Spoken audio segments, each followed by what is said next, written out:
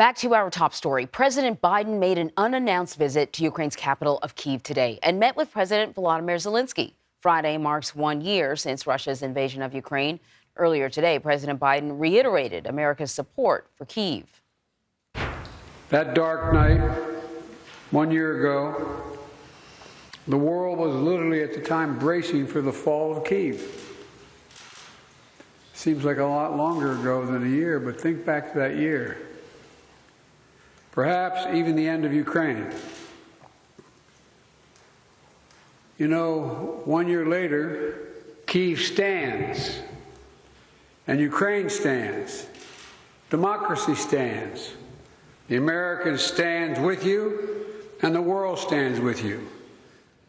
Well, CBS News senior foreign correspondent Charlie Dagada is following the president's visit to Kyiv for us. Charlie, surprise, surprise. I don't know if it was a surprise for you, but it certainly the press corps in D.C. didn't know anything about it.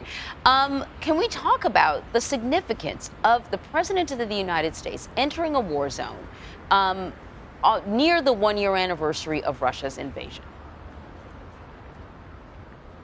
Yeah, well, you know, it was a huge surprise here. You can imagine the shroud of secrecy involved and the security arrangements involved. It was one of those get a phone call late at night. So yes, it is a profoundly symbolic visit. And the way that President Volodymyr Zelensky described it is historic. So President Biden has been here many times before. He actually said during his press conference, he's been here, I think he said 8 times before he was president. This is the first time that he's come here since the war began, and it is a different place. He applauded the strength and resilience of the Ukrainian people. He said that Americans have been watching some of these atrocities that have been unfolding and taking place here in Ukraine. He pledged more support. But yes, most importantly, in terms of the symbolism, you know, he comes here on the same week as the Russian invasion when it began. On President's Day, on a day of memorial here in Ukraine. So it has all kinds of meanings. And one of those meanings is to show President Putin, President Biden's words, that America and its allies stand beside Ukraine as this conflict continues, and they will be here till the end. You know, one of the things that President Biden sort of has always touted as his strength, I think, is his ability to forge personal relationships with all types of people. I think that I'm not sure, but it feels like that's the way he believes sort of deals get done, by building these personal relationships. I'm wondering if it's like that for Volodymyr Zelensky as well. You know, a lot of aid has been promised, but he wanted a lot of this aid yesterday. He would like to see the process, which we've seen over and over again, Charlie, speed up. It's a process where he asks for something. Allies say that's crossing a red line. Then they debate it. Then they wring their hands. Eventually they give in. But by that time, Russia has already, staged another offensive. I guess what I'm trying to get at is whether or not having this personal contact could actually improve Ukraine's chances of getting the aid that it wants in the time that it wants it.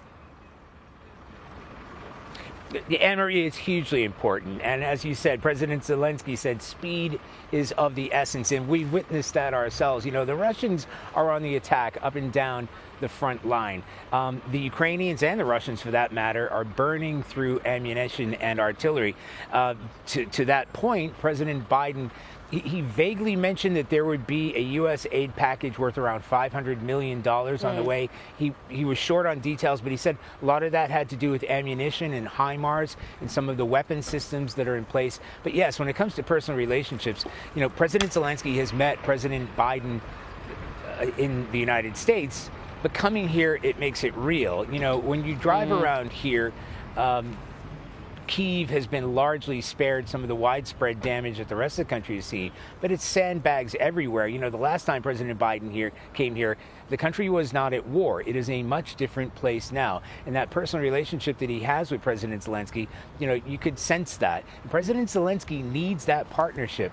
Everywhere that we've gone, yes, they're thankful to European allies, but they're most thankful for the United States, not just in terms of the aid that's coming here, but in terms of the message message that they're putting forward, because where America leads, the allies will follow. And President Zelensky is crucially and vitally aware of that fact. So yes, when you see the two men together, they are sort of side by side.